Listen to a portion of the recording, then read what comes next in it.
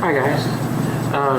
So if you're watching this, that means you're in American government with me, Nathan Crosby. This is going to be a little different than most of my other classes. I usually have a class that I'm talking to with the camera. You guys are just here with me, but I don't have another American government class. So it's just going to be me talking to a camera like a crazy person in my classroom.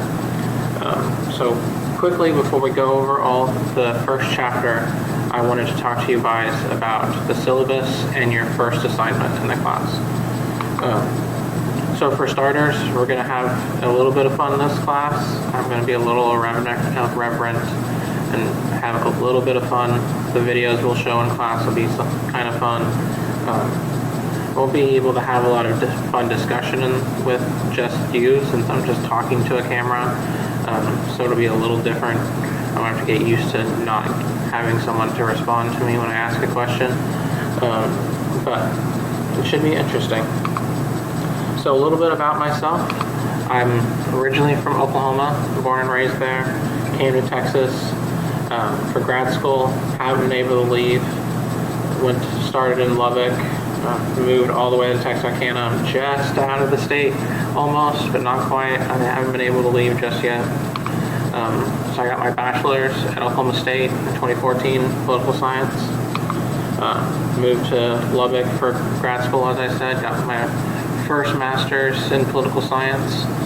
Then, while I was working on my PhD, thought it was a good idea to get another master's while I was at it. So I have a master's in data science as well. If you guys know anything about the job market, especially academic job market, it is terrible. While data science jobs are one of the highest paying and in demand jobs out there, it's a career field that you might want to consider if you like math and statistics or computers in general.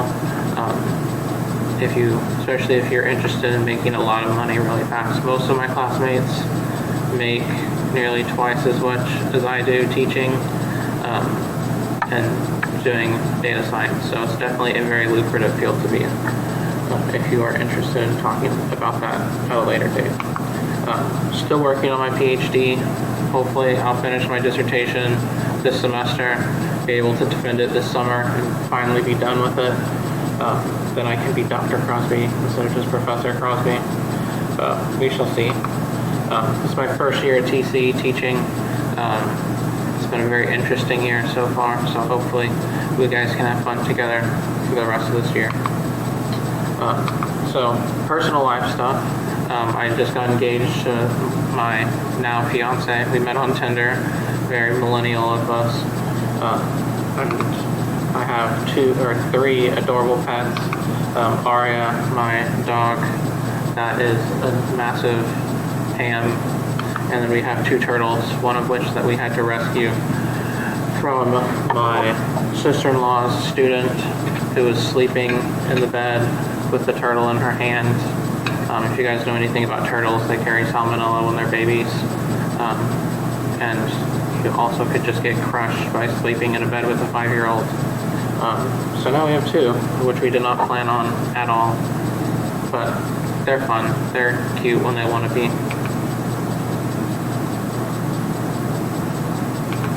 So your textbook that you guys are going to have is We the People. I'm not sure what edition your school has, but either any edition will be fine as long as it's not like the first edition. It should look like this or this if it's the 12th or the 13th edition. Class hours, this is strictly online. You might be in your classroom at the high school watching this right now in class, or you could be at home in your PJs laying in bed watching this. It's work whenever you want to. When I'm going to upload these lectures, I'm going to try and record them on Tuesdays and upload them Tuesday afternoons. This video is going up on Wednesday because of early start of the semester problems, but it should be Tuesday afternoons. You probably can be able to watch it in class Wednesday. And my office hours, you guys are at Pleasant Grove, you're not that far away. I drive by your high school every day to come to campus. If you need to come to campus and talk to me, these are my office, I'm pointing at the screen, you guys can't see the laser pointer. These are my office hours. If you really need to meet with me and we can't just communicate via Skype or email, you guys are always welcome to set up an appointment after you guys get out of school to come talk to me. I haven't had a dual credit student actually come to the office yet, so if you guys really want to talk in person, you're welcome to come by. You come by, I'm in Social Science M, and for this semester, I'm starting to use a Discord server. So on the PowerPoint, you see a link. If you click that link, you'll join the Discord server. That's where I'm uploading videos and other materials to class. So in my other class, I started off with the I Have a Dream speech from Martin Luther King for them to watch and to discuss at the start of class. And I'll also have other videos that I show before class uploaded that it might not be appropriate for you to watch in class, but you can watch at home. And then I also have a news feed of different articles that I'll post. And if you guys find anything interesting, you're welcome to post there for everyone else to discuss. At the end of the semester, it's getting close. You got an 89, you want an 100. I might look at the Discord server and see if you're active there and having jovial conversations with your classmates about the topics at hand. I might bump you up a little bit.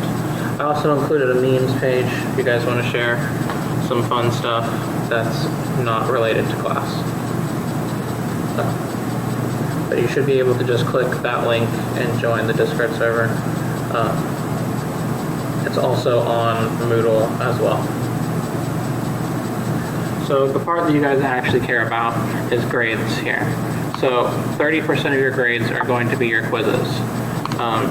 Each chapter will have a quiz on Moodle. Each will be 10 questions. You'll have 30 minutes each to answer them. You can use your notes because I can't watch over you while you take these. So you can use your notes, use your textbook. Don't use your friend. It's an honor system. They're all multiple choice, except for your very first quiz is answering the questions at the end of this lecture. And I dropped the two lowest quiz grades at the end. So then you have two midterms in this class. Both of them are 20% of your grade. They're multiple choice, and then they'll each have one essay. I'll give you the essay beforehand so you can submit it on Moodle prior to taking the test. That's because your class periods, at least in high school, are usually shorter than the class periods of the in-class students. So you guys get the essays to write prior to class so you have more time on the multiple choice. These will all be taken on Moodle.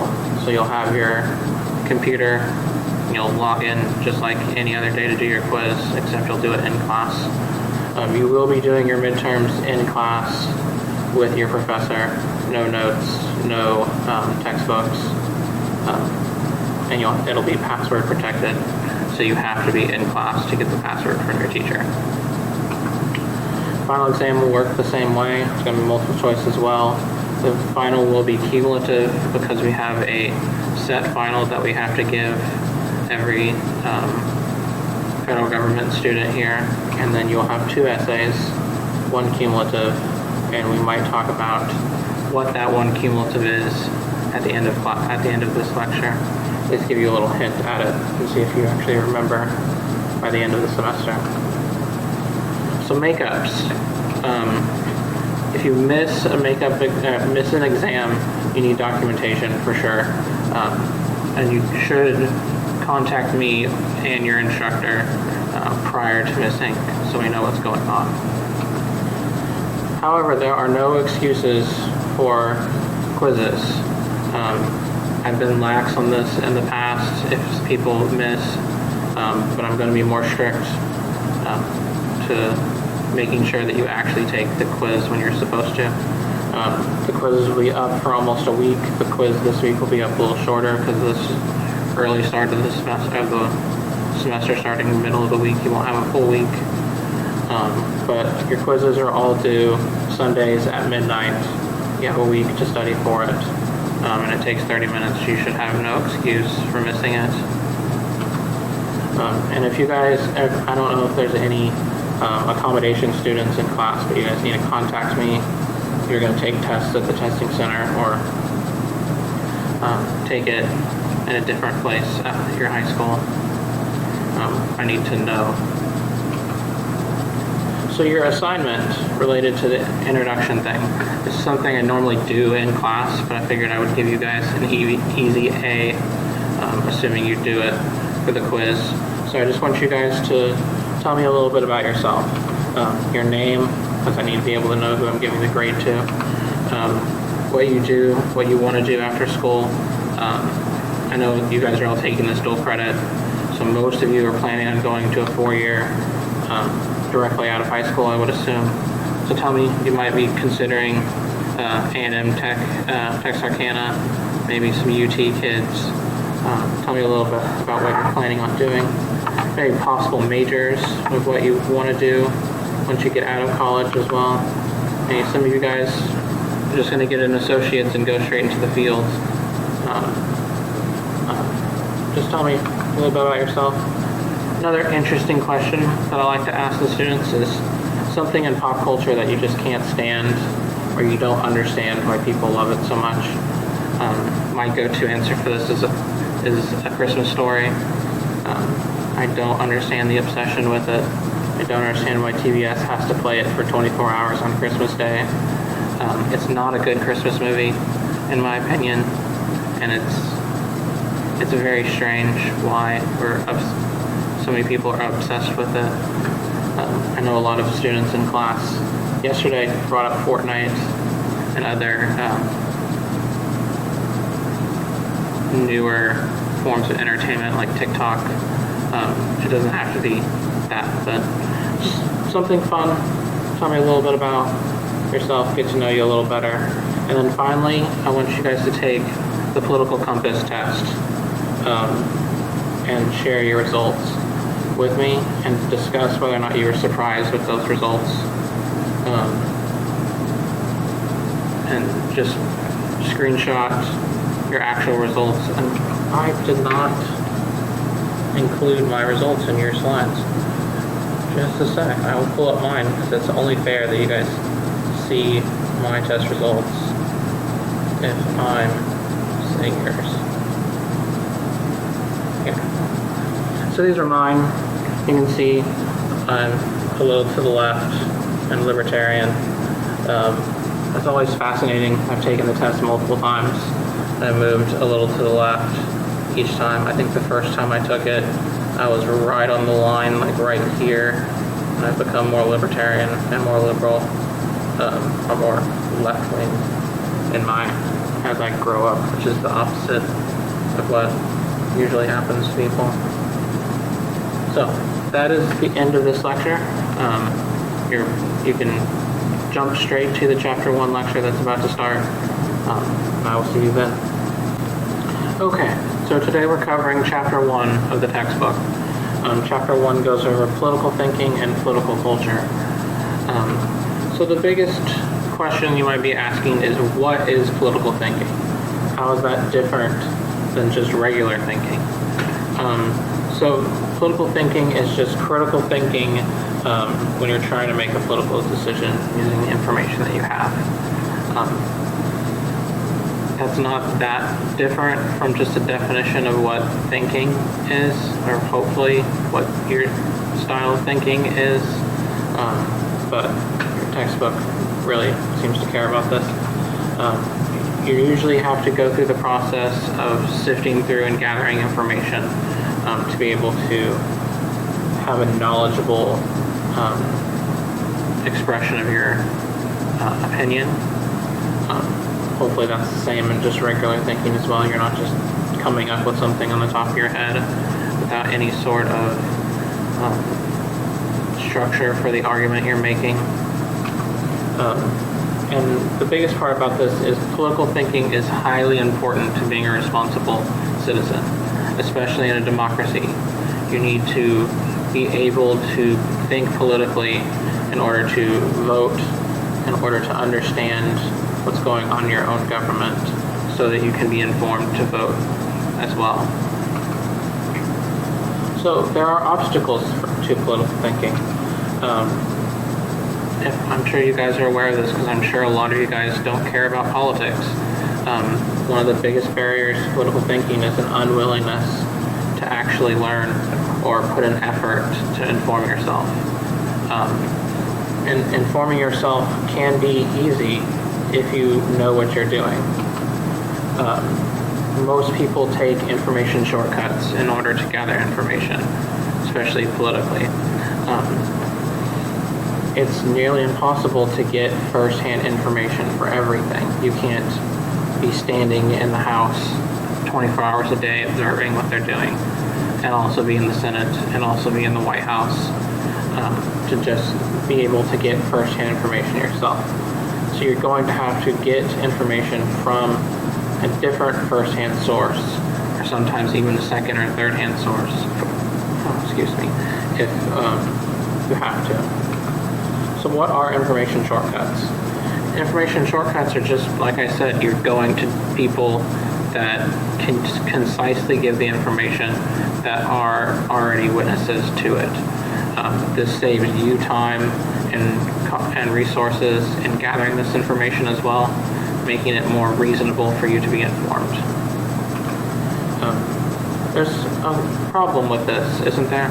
Especially when we think about the most common information shortcut today, which is the news. Biases impact how others share that information. This isn't just a political bias. When you think about a car accident, witnesses can tell different stories of how they viewed it, and can be wildly incorrect, while also being a first-hand source. Every piece of information that we collect has a bias towards it. You can even think about the perception of colors, if you're going to go that abstract about thinking about it. So there's no true way to get perfect information without being a first-hand source. And even then, you can use your own biases to impact it, to not have accurate information. This has become a bigger issue as we've seen consumption of more biased news sources, especially when we're thinking about cable news. We'll talk about the news media in another week after the second midterm, I believe. We discuss the political biases in the media. The biggest ones of this, of course, are like Fox News. If you're looking at a conservative bend, and to a lesser degree MSNBC, and is a liberal base. A more apt news representation on the level of Fox News would be like Bloomberg News, but I don't know anyone who actually watches Bloomberg News. But then you have internet sources as well that can be biased both ways. This is especially true in this fake news era that has led to using that as an attack against actual news that disagrees with your own opinions. But we'll get into more of that when we discuss the news media later. A lot of times political leaders themselves put spin on the news. The time in which you release news is important.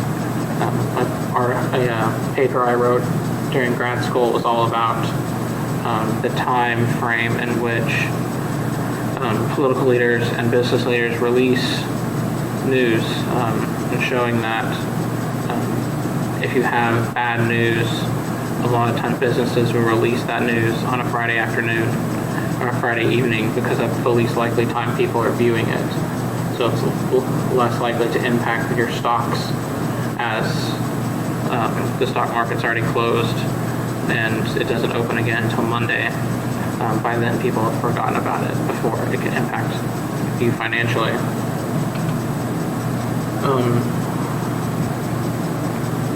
There's some research that shows that having faulty perceptions of information is becoming more prevalent. People are having a more biased view of seeing things already without just information shortcuts.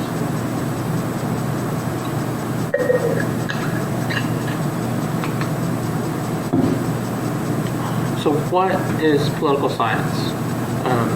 Political science is what I have all of my degrees in, minus the data science degree. So it's pretty important to understand in my purview. So political science is just a systemic view or study of government and politics.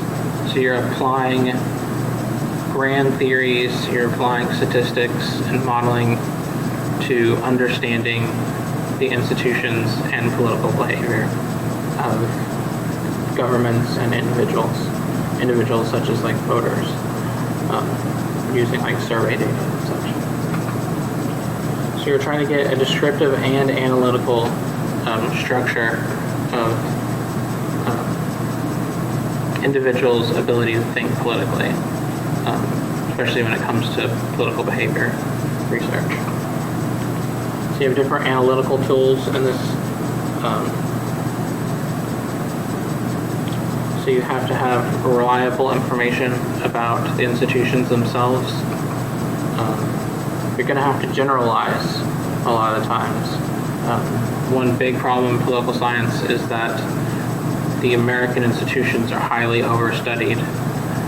So when we try and generalize to other countries, our biases about U.S. institutions take an impact in our decision making. And we see that the United States and Britain are weird. They don't fit with the rest of the world when we look at other research. Our institutions, while a lot of countries have modeled themselves after our Constitution, behavior doesn't fit and how the institutions work. Another big part about this is you need to have concise and generalized understanding terms. If I come and talk to you about an institution, we both need to be on the same page about what that definition means, so we're not miscommunicating with each other. So political culture is going to be a topic we're going to come back to a lot in this class. Political culture is a widely shared, deeply seated beliefs. Political culture does not have to be a monolith either when we go into details. We're going to talk about broad ideas in American culture, but this is not to say every American has this exact political culture. It's just a generalization that fits fairly well. And even with generalizing the actions of a president later on, Trump would act very different than FDR in the same situation. So when we generalize the actions of the president, it's a generalization, not always true.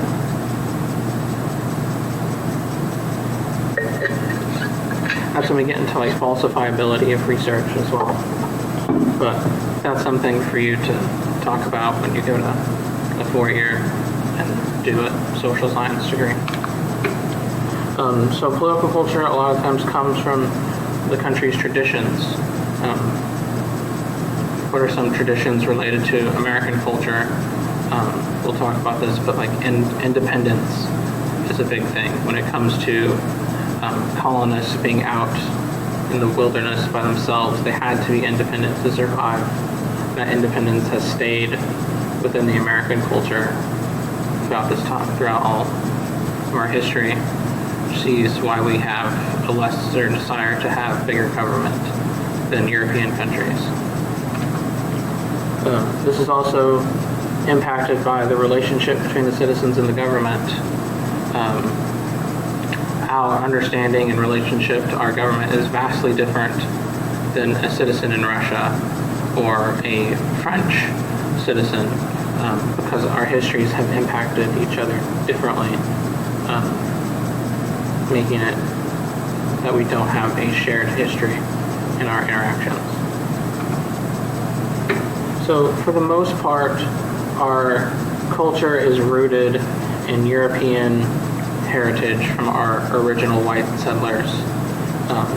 This has changed over time as the melting pot of the United States has become more global and not just European, but the foundational ideals come from European history. Biggest of this is the Enlightenment philosophers. Your textbook will talk about these guys a lot more, but you look at John Locke, not the guy from Lost, but the actual philosopher, Immanuel Kant, who will talk a bit about, if you take any international politics classes, he'll talk about a Kantian triangle as well. And then Adam Smith is foundational in our understanding of economics. The invisible hand of the economy is from Adam Smith. So while we have these core relations to European heritage, we also are a nation of immigrants, not just from Europe. And this is true across, compared to other countries. We can see the United States is way more immigrants, first generation and second generation immigrants, compared to other countries. Japan is notoriously bad when it comes to immigrants. They're a highly homogenous country. They don't like foreigners coming in and staying a lot of the time. So the core values of American political culture, first of which is liberty. We talked a little bit about this. Basically this idea of freedom, the act free to be able to choose your own path, your own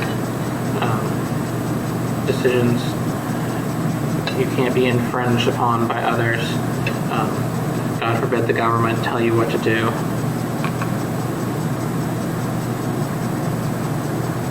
This comes from this ability to spread out across the continent into unsettled land. I think that's an interesting phrasing.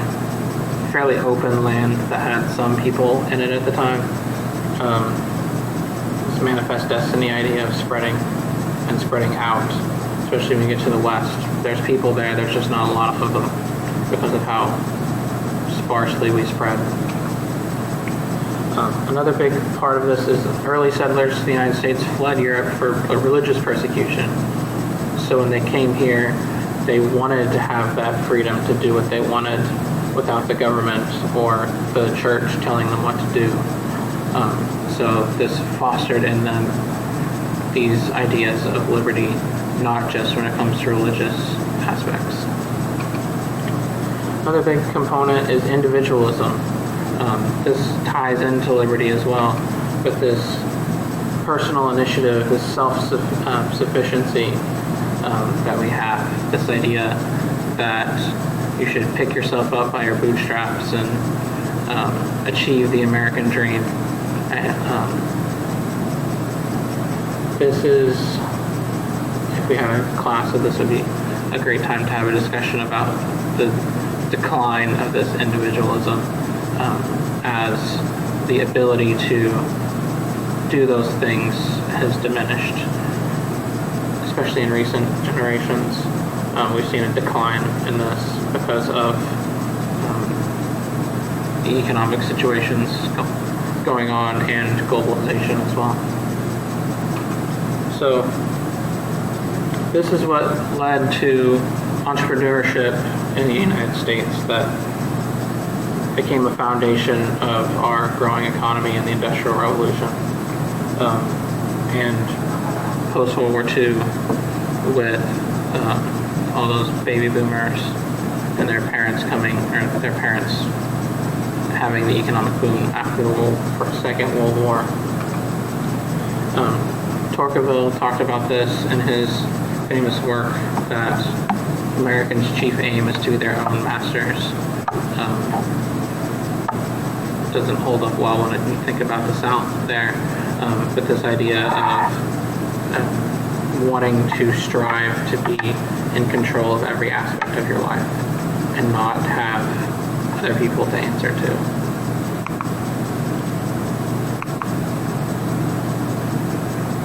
So this is one of the more difficult core values. Through our history, we've definitely preached about equality, that every individual is equal in the eyes of government and each other, and no one person is worth more than the other. This is a difficult idea, especially in the early days of the country when we had slavery, and trying to understand that disconnect of equality while also having people enslaved. And then you also have gender problems where women were not equal either.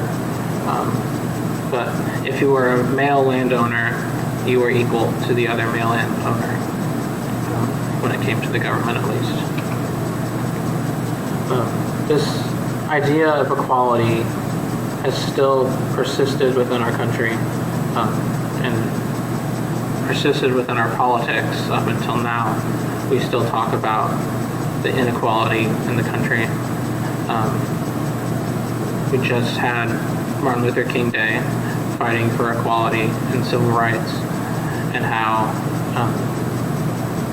even parts of his dream have not yet been achieved after 60 years, almost. Another big cornerstone of American culture is self-government. This idea of, for the most part, having a democratic system of individuals being able to make their own decisions and coming to a consensus about what to do.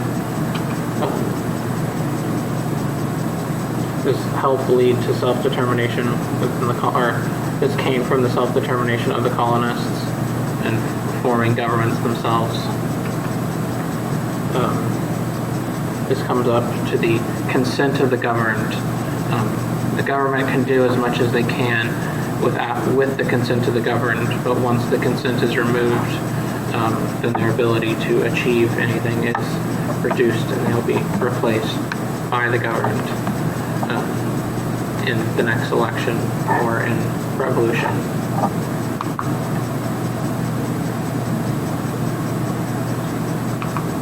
So there are severe limitations to American political culture. It is highly idealistic, just like Americans themselves are highly idealistic. That's one thing that separates American culture from others, is this bright-eyed, bushy-tailed idea that we have here. We fail to meet these high standards that we set for ourselves. We talked about this with equality, slavery being the biggest one of this. For a large portion of our history, many people owned other people, despite our striving to be equal and self-governing. We separated other people from ourselves so that they cannot be able to achieve these same dreams. And this continued after slavery in the Jim Crow era, where we used institutions to try and keep these same people separate and unequal to whites. And it wasn't just with African Americans, not to the degree, but we still had the anti-Chinese laws. We've had many problems when it comes to Hispanics, especially in Texas, of inequality, treatment of Native Americans, such as the Trail of Tears, and then the creation of the state of Oklahoma and reducing Native American rights and removing them from their own lands, and such as that. Equality has never been a birthright in America. Despite our idealism of equality, every American is not equal at birth. There are institutional differences that impact people more heavily, especially when it comes to minorities and women. Slavery was another big impact on this. You were born a slave, you stayed a slave. Immigration problems as well. And then limited voting rights. It wasn't until the Civil Rights era that most African Americans were able to vote. Women didn't get suffrage until the 20s. Women have only had the right to vote for 100 years. But in spite of this, we still try to become a more equal society. Even though it's not perfect, we work towards making it fit these ideals that we have. We have the Civil Rights Movement, and the Civil Rights Movement wasn't just African Americans, it was white members of society also realizing that the institutions were structured against African Americans and wanted that equality to be protected for them. So we had the abolition of slavery, suffrage movement for women and minorities. We strive for equal treatment of minorities. It's still a fight today for the LGBTQ community for equality. This and be one of the things we discuss in the case studies that we'll have, that there's still legal struggles for the LGBTQ community in trying to get the same rights as heterosexual people. Public education is another big concern here. There's not equality in schools. If you look at school funding, Pleasant Grove itself is very lucky in that it is in one of the richer parts of town, meaning that you have better quality schools, better quality teachers because they can pay better, versus poor schools will have less resources, and those poor schools are usually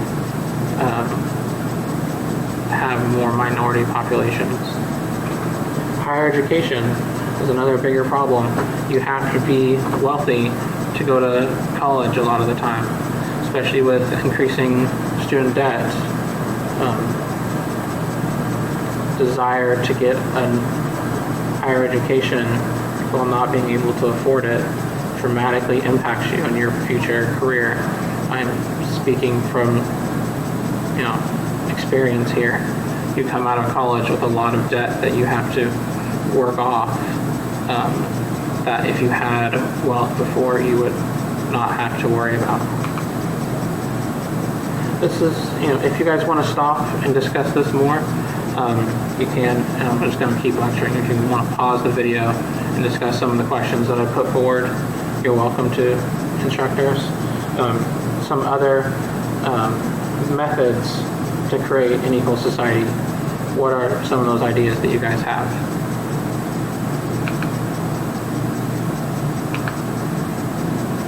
So I'm back.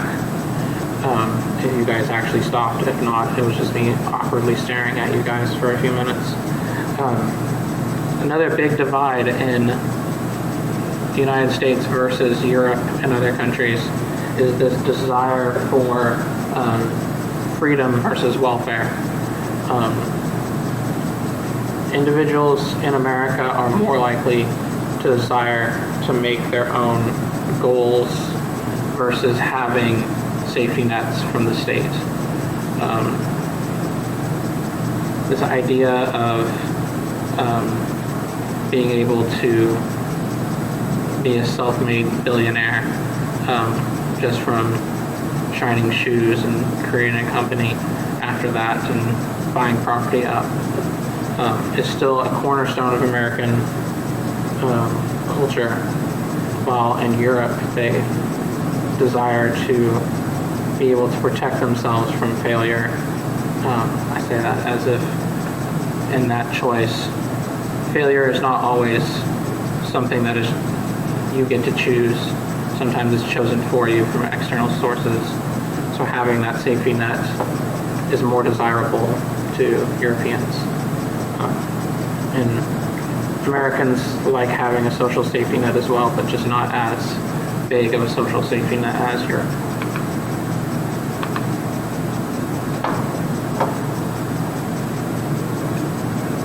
So what is politics? Politics is basically a way of settling disputes. When we think about politics today, we see Democrats and Republicans having diverging opinions. What should happen, which doesn't happen a lot of the times now because of polarization, is coming to a consensus. That is what politics is supposed to be, of finding an answer that all sides can at least agree on at the time. A lot of times politics is fighting over power. You're wanting to influence political development, political institutions. This comes from a vast swath of people in the United States. Authoritarian countries are going to be non-democratic countries, but they're also going to be countries that power is more solidified. It is easier to control a country when power is centralized versus a democratic society where the power is far more spread evenly. That is kind of the point of the Constitution, of the three equal branches of government, to split power away so no one branch can overturn the other's decisions unilaterally. So that brings up the question, how do we define a democracy?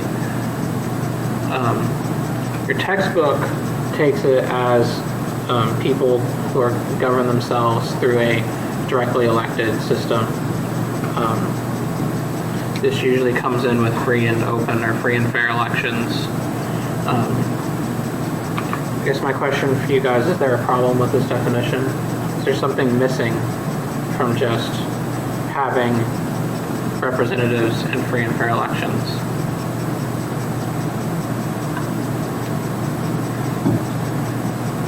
So, besides the question of, is the government actually representative of the country as a whole, and how we define free and fair elections, another concern with this is the overturning of power.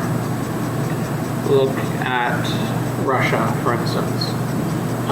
For the most part, we can say that the elections are somewhat fair. Putin definitely imprisons political opponents and weakens other parties that could take votes away from him. But for the most part, the Russian people like Putin. They like his authority. They like him on the world stage. You could argue they might not know any better in some cases. But we can say that Putin would probably win even if the country was more fair. Does that make Russia a democracy just because of that? Or in the case of Japan, for most of Japan's history post-World War II has been a single-party country. There have been overturns of leadership in those parties, but for the most part, the same party controlled their legislature. Up until recently, they've had a party change. When we talk in political science, we usually talk about a peaceful transition of power. as well. When you go back to history, when Washington was elected, many people wanted Washington to stay for life. He certainly could have chose to stay as president until he died, but he made the choice for the good of American democracy to step away and transition power to someone else, to set a precedent that there should be a transition of power after a set period of time. Washington did not run for office again after his second term. That stayed to be a decision by most presidents up until FDR, to only run for 2 terms, until after FDR when we got the 22nd Amendment, making it constitutional that the president can only hold 2 terms. So when we think about democracy, we should also think about transition of powers as well. So another problem with democracy itself is majoritarianism. So by definition, democracy works for the majority.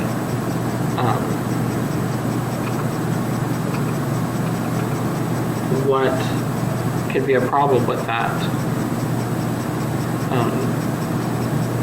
Let's think pre-civil rights era South. The South was a majoritarian government. It didn't represent African Americans.